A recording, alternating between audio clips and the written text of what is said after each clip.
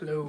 All right. I'm going to go over really quick a kind of graphical representation of the definition of derivative.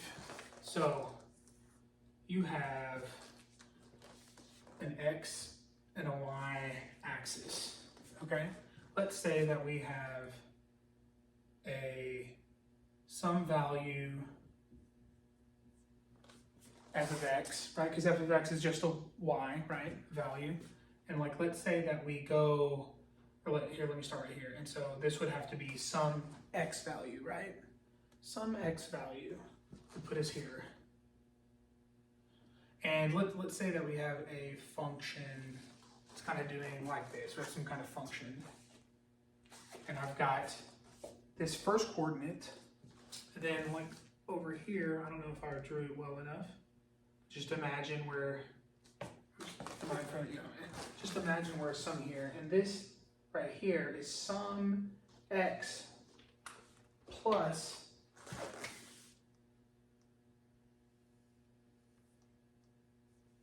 some value of a, some distance, right? We're just going over h distance. So this distance has to be x plus that h distance, right?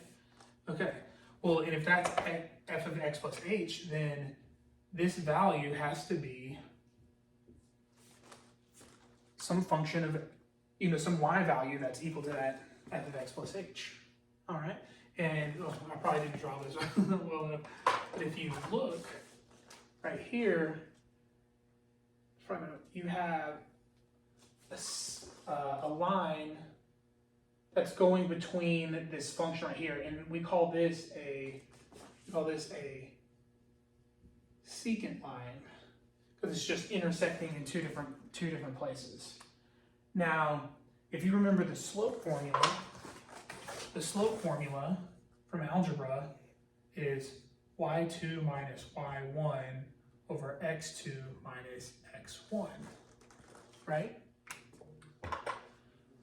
So if I was to take let's call this my second value, this is my y2, so this slope right here, we take our y2, which is this f of x plus h, and we subtract it from our y, f of x, because we're just getting the slope of that line, right?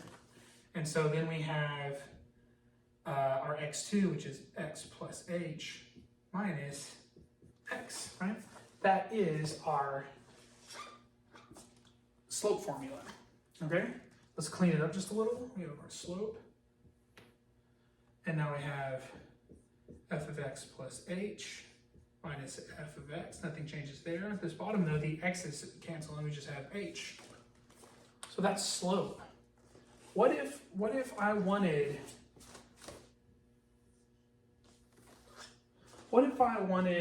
to, I've got that same function or whatever, and like, what if I let that distance shrink where there was nothing in between it?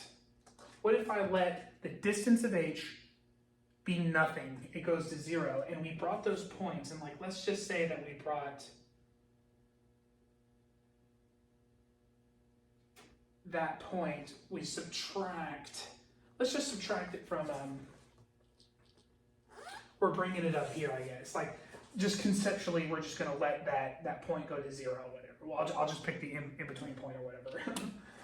And we're letting it come down there to 0 in between.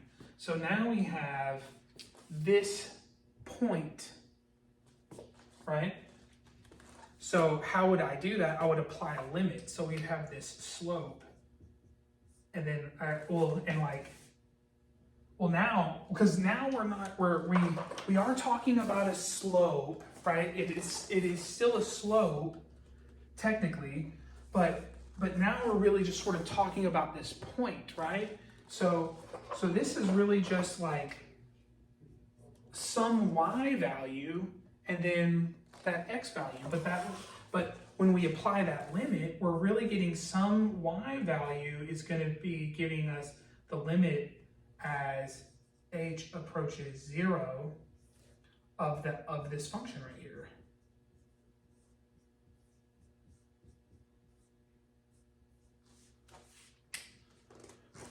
So all of this ends up becoming, when you squeeze it all down, you get some y, and then you get this limit as h approaches 0.